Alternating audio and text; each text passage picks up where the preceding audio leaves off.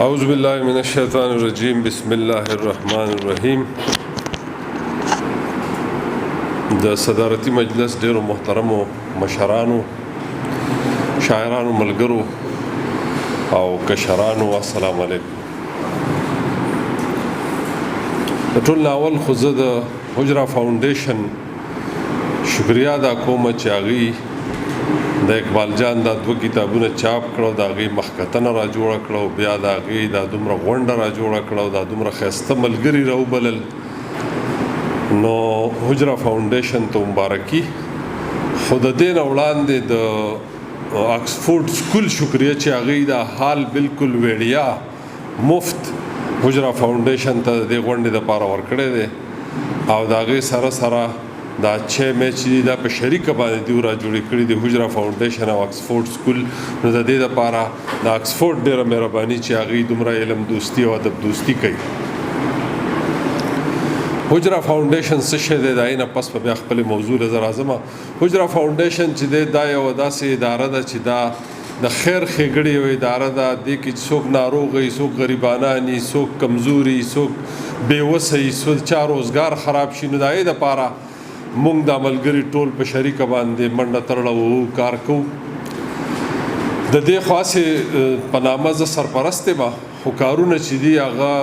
ډاکټر طارق عزیز خوږمن او عابد سرور دغه مخامخ ناست دی. دا ښایسته سړی چې دی پروفیسر عابد سرور، لږ پاسه چې خلک دې وویني. لقمان علي زمونږ یو بل ملګری دی، هغه دی راننوتو. دغه چې دی دا زمونږ بل ملګری دی، دی ثوابۍ کې کار کوي. دغسې په هر ځای کې خپل لال باچا په خپل ځای کار کوي، اقبال جان دی خدای وبخي په خپل ځای کوي، حبیب عابد په خپل ځای، او داسې بې شمېره ملګري دي چې هغوی په خپل ځان باندې سخته تیری او منډه ترړه وي. او د حجره فاونډیشن د طرفه به زما خیال دی چې تر اوسه پورې څومره پیسې ضرورتمندو ته رسېدلي؟ 1.15 لکه روپۍ رسېدلي تر اوسه پورې. او د دې په شا څوک دي؟ د دې په شا باندې ما او تا یو، خصوصا په چاینا کې چې هغه پاکستانی سټوډنټس دي، هغې کې پښتانه هم دي، د نور پاکستان خلک هم دي، ان تر دې چې د بهر ملکونو څخه خلک پکې هم دي. د نورو کومو ملکونو دي؟ مراکو، د افریقې، ایون په دې د اقبال جان په دې کتابونو، په پښتو کتابونو چاپ کولو کې هم د مراکو د خلکو حصه شته او د هغه خلکو حصه شته د بهر. نو دا یو داسې کاز دی زمونږ چې مونږ غواړو چې خلکو ته د خیر ورسي، او الله تعالی زمونږ نه دا کار اخلي. الله دې مونږ له نور هم توفیق راکړي. د دې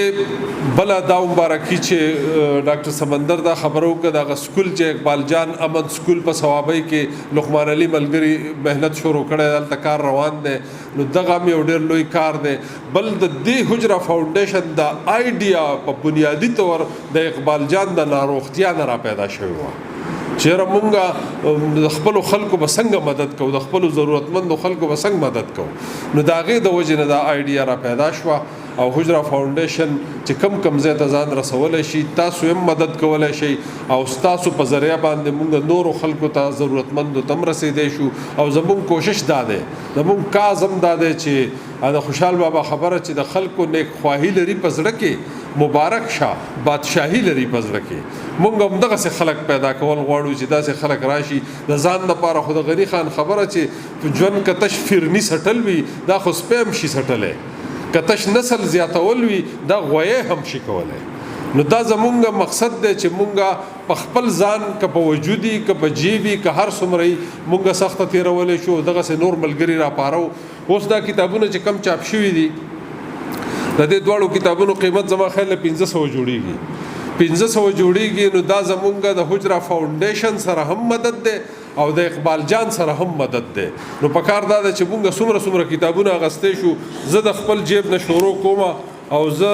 دا دواړه کتابونه اخلم، او باقي چې کم ملګري څه کوي نو د پروګرام دوران کې مو د هغې نه پس ته هم کتابونه چې څومره اخیستی شي اخلو.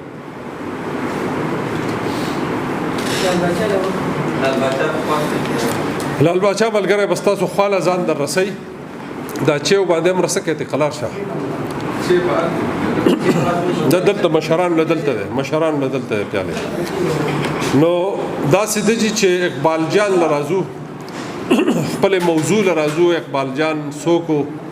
اقبال جان څه کردار ادا کړی دی او د هغه مقام څه دی دا خو ملګرو مشرانو ډېر په ښکلي رنګ کې بیان هم وکړو. خبرې مه کوئ او کار کوئ. نو اصل خبره دا ده چې زه نیشنل کالج اف آرټس په لاهور کې یو کالج دی هغې ته زه وخت په وخت لیکچر لزم. نو هغې ته زه کله په وړمبي ځل په کال 1996 کې زه په وړمبي ځل لیکچر له لاړم. نو هلته کې ما وکاته دوی ما ته لیکلي چې 103 سټوډنټان به او فرشي کلاس روم به. نو زه چې کله لاړم نو واقعي چې سټوډنټان ناستو به یې زیات تر جینکۍ وې او چې ما وکتل نو هغې کې څو کسان داسې ناستو 4 چې یو کس پکې د جومات ټوپۍ په سر وه او د هغه سپوټه غوندې په اوږه باندې د طالبانو هغه تسپې اړولې او په کلاس کې ناستو. بله یو جینۍ وایي دا یو مخ سپین کړی او بل یې سور کړی او په سر یې سینټیناب ولاړه وه او هغه هم څه په خپل انداز کې ګرځېده راګرځېده داسې یو 4 کردارونه وو. نو ما له غوسه راوسته چې یاره دا کسان د کلاس نه وباسمه. خو بیا مې ویل یاره اوس لاهور ته راغلی دا پېښور نه دی بس غلی پاتې شه. چې کله کلاس ختم شو د کلاس ختمېدو نه پس ما د هغې استاد ته وویل چې دا څه کسان پکې سیریس نه وو. ما ته ویل لکه مثلا نو ما ورته د هغه هلک او جینۍ ذکر وکړو نو هغه وخندل. ما ورته ویل ما ته ویل چې دا خو دوی له مونږ اساینمنټ ورکوو دوی ته یو کار او هلک و چې دوی به ټوله ورځ به د طالب په کردار کې ټوله ورځ تېروي د چڼي په کردار کې. یو طالب علم چې د مدرسې طالب علم دی یو بل چې دی دا جینۍ چې دی دا د ریډ انډین په کردار کې وه. نو ما چې د دې څه فایده شوه وی چې په سبا باندې بیا مونږ د ټول کلاس له پروفارمه ورکړو چې وګورئ چې ستاسو د ملګري د دغه کردار سره څومره انصاف کړی دی چې دی په دغه کردار کې څومره په صحیح رنګ کې د ورځ تېره کړې ده. نو وایي چې د دې څه فایده ده وی د دې دا فایده ده چې دی د مذهب او د روایاتو او د قانون او د هر قید نه دی آزاد شي او دی یو داسې تخلیق وکړي چې هغه د انسانیت د ښېګړې دپاره او هغه د هر چا دپاره. نو ما چې سوچ وکړو ما دوی خو لیوني را پیدا کوي جوړی یې او زموږ سره تیار لیوني موجود او موږ هغه حلاله او وجنو یې غرقوي موږ به سره لوبه کوو. نو اقبال جان په هغه لیونو کې یو د سر لیونی و. لیونی هغه سړی غني خان په باره کې یو خبره ما کړې وه چې غني خان چې دی هغه رښتیا ویلي دي په خپله باندې بیا ګیلام کوي چې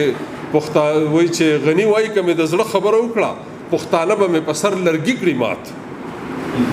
نو هغه چې څه ویل نو د دې دپاره یو فلسفي وایي چې څوک رښتیا ویلی شي رښتیا یا بادشاه ویلی شي چې د چا نه یریږي نه رښتیا یا لیونی ویلی شي چې هغه د چا اړو پروا نه کوي او رښتیا یا صوفي ویلی شي چې هغه دومره خدای ته نږدې چې هغه اړو په دې پروا نه چې نتیجه به یې څه راځي. نو په اقبال جان کې دا خاصیتونه موجود وو چې هغه ډېر زیات رښتیا ویونکی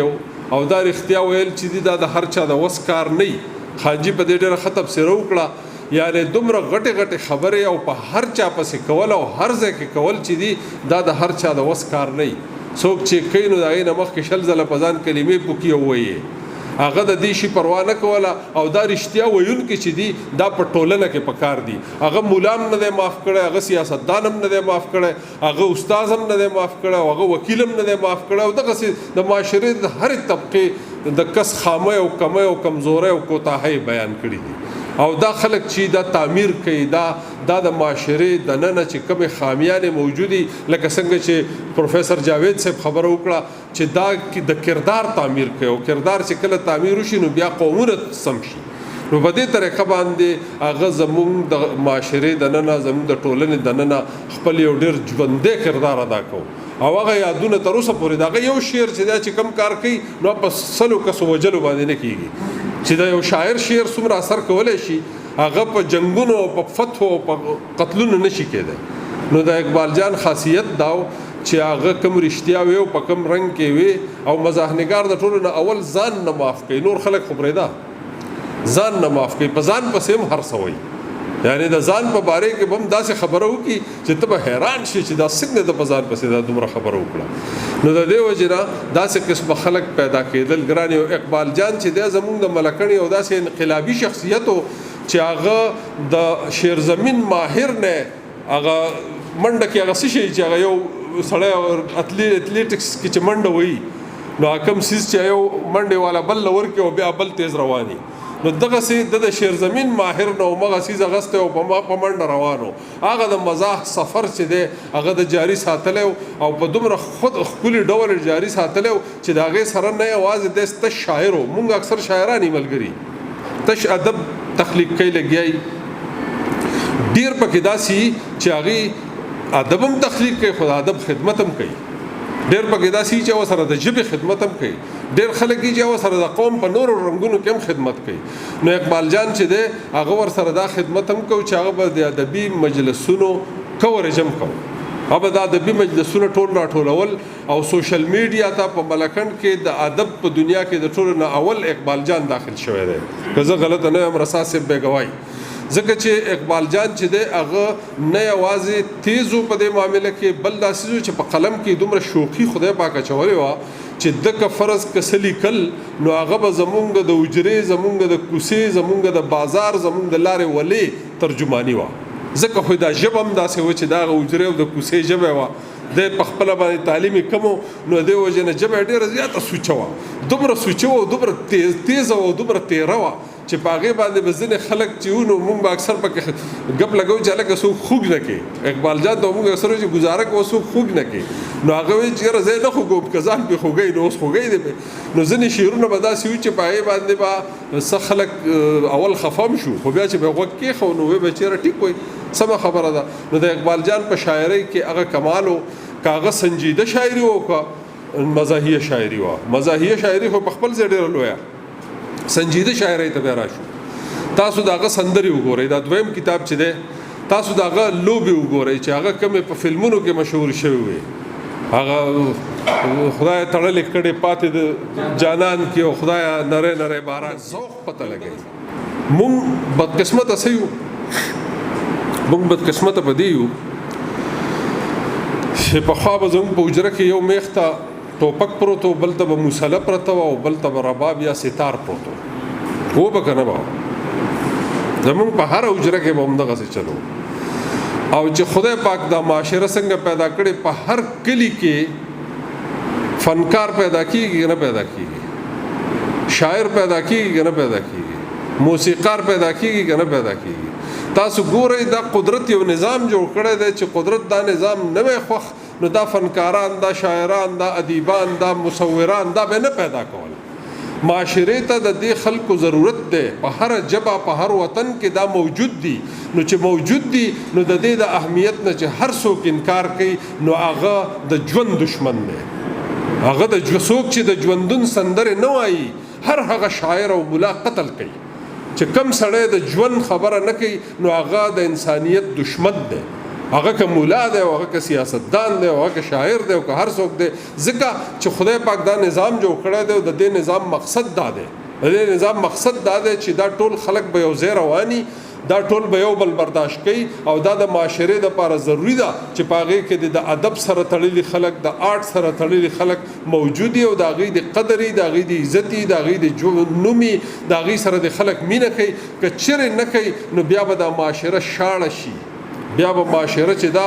ټولنه به بالکل داسې شي بنجره به شي بیا به د خلکو ذهنونه بنجر شي بیا به څوک محاوره نه پیژني روزمره به نه پیژني بیا به څوک متل نه پیژني ټپه به نه پیژني چاربې ته بګتۍ نیمکۍ به نه پیژني او معاشره به شډله شي شاړه به شي او چې کله معاشره داسې شي نو د هغې نه پس به د ژوند نه خوند وځي او بیا به خلک څه کوي یو بل به وجني یو بل به وجني دا خلک چې یو بل وجني دې وجه دا ده دې وجه دا ده چې دوی سندرې نه اوري دوی د سندرې هم اوري دوی د شاعري هم اوري دوی د آرټ سره دلچسپي هم لري او مذهب دې هم په سینه پورې ونیسي قرآن او حدیث مونږ مسلمانان د خدای فضل دی زمونږ نه ښه مسلمانان مونږ زه نه ګڼم چې نور څوک به وي ښه د زړه د اخلاصه نو چې کله مسلماني د سره ده نو ته به د خپل ثقافت هم وړې ثقافت چې دی دا کل دی او مذهب د هغې یو جز دی نو د مذهب مینه ستا د زړه نه څوک نشي ایستی مذهب بیل شی دی او مولا بیل شی دی څوک چې عالم دی څوک چې دانشور دی څوک چې پوه دی هغه ته پته ده چې قرآن او حدیث څه شی دی او معاشرې له څه ورکول پکار دي خو چې څوک په خپله نه دی خبر او ځان ته مذهب وایي نو هغه مذهب نه دی مذهب په قرآن او حدیث کې دی چې هغه سوي هغه زموږ لپاره اهم دي. نو زه دا خبره مې لګي جذباتي په دی وکړي چې زموږ په معاشره کې ځنې خلک وایي دا مکوه او کافر بشي او دغه مکوه کافر بشي. کافر په دې شوي چې رور وجني، کافر په دې شوي چې دروغ وي، کافر په دې شوي چې دوکه کې، کافر په دې شوي چې حرامي ګټي. دا کفر دی. نو اقبال جان زمونږ یو داسې روخان فکر ملګری و چې د په مونږ کې دننه مینه، محبت، رورولي، یووالی، ښکلا یې را پکې اچولې ده. او انشاءالله چې دغه سفر به مخ په وړاندې رواني. دا ټول روخان فکره تاسو واورېدل. د دې برکت هم دا و چې دا د اقبال جان په وجه راټولو. د اقبال جان دا برکت ته خدای پاک لري او دغسې زمونږ په ټولنه کې د رښتیا ویونکي خلک را پیدا کړي. الله تعالی چې الله تعالی ته منظور وي انشاءالله تعالی چې مونږه به همدغسې مخ په وړاندې ځو. ځکه چې تاسو وګورئ د ټولې دنیا ته وګورئ، چین، جاپان، جرمني، فرانس، یورپ، امریکې ولې ترقي کړې؟ په دې تاسو سوچ کړی؟ د هغې د ترقۍ راز څه دی؟ د هغې د ترقۍ صرف یو راز دی، د هغې تعلیم په خپله ژبه کې دی. او تاسو پردۍ ژبې وایئ. نو چې تاسو کله پردۍ ژبې وایئ نو پردی مذهب هم ورسره زده کوئ، پردي روایات هم ورسره زده کوئ، پردي اتلان او پردي هیروز ورسره هم خپلوئ، خپل د نه هېرېږي. په تاسو کې څومره خلک ملک احمد بابا پیژني، په تاسو کې څومره خلک شیخ ملی پیژني، په تاسو کې څومره خلک باچا خان پیژني، په تاسو کې څومره خلک فقیر ای پی پیژني، شیخ ملی بابا او دغه چې د میرویس نیکه پیژني. څوک پیژني؟ یو څو کسان د شمیر به پیژني. خپلو بچو ته خپل مشران وښیئ کنه بالکل داسې شوي چې لاره د نه ورکه شوه. مس ګایډډ میزایل یې مس ګایډډ میزایل ژوند درنه داسې طرف ته لاړو چې ژبه به هم پردی وایي، پردی مشر به خپل ګڼي او خپل به د نه هېري، پردی مذهب به خپل ګڼي خپل به د نه هېري. ښه جي د مونږه د ټولو نه زیاته خبره خو دا وه چې زموږ یو مېلمه راغلی و د لقمان علي صاحب والد صاحب راغلی، هغې ته په خیر علي وایو، ستړي مه شي وایو چې ډېر په خیر علي. او هغې مونږ ته د دې سکول دپاره د اقبال جان دا سکول چې دی دې دپاره هغې مونږ له دا ځمکه مفت را کړې وه. نو هغې ته دعا مو کوئ او ورته لاسونه وکړه. بله جي کومه چې وختي ذکر وشو زما خیال رساس صاحب ذکر وکړو د هغه ماشوم، ډاکټر سمندر ذکر وکړو چې هغه کم د تالو هغه مسله چې هغه ماشوم والا مهرباني کومه چې د ماشوم مسله وه نو په هغه ورځ باندې چې د آخري ورځ وي د اقبال جان صاحب الله دې وبخي هغه جان دې خدای ښایسته کړي. نو هغه ماشوم ته 1,00,000 روپۍ امداد ورکړی شوی او د هغه سرجري چې دا د حجره فاونډیشن د طرف نه مفت شوی وه. دا د اقبال جان آخري خدمت و. زه نور وخت نه علمه بالکل بل مشران ناستو نو پته نشته چې ما خبرې که څه داسې بې ادبي مې کړي د هغې دپاره هم زه ډېره بخښنه غواړم ځکه چې مونږ کله ناست یو نو مشرانو نه پس بیا خبرې خوند نه کوي او مشرانو ډېرې ښې خبرې کړي خصوصا ہمارے دوست پروفیسر ڈاکٹر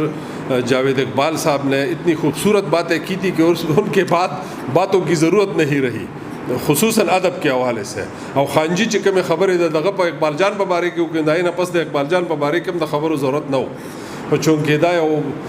قاعده ده چې صدر به په آخر کې وي بلکې سعدالله جان برق وایي چې دا صدر چې دی دې ته صدر صاحب نه دی ویل پکار دې ته صبر صاحب ویل پکار دی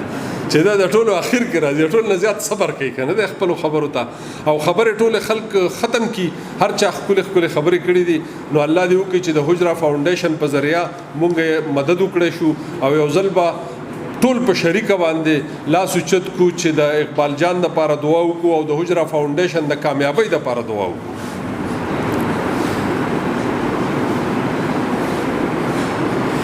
ربنا ظلمنا انفسنا وان لم تغفر لنا وترحمنا لنكونن من الخاسرين برحمتك يا ارحم الراحمين.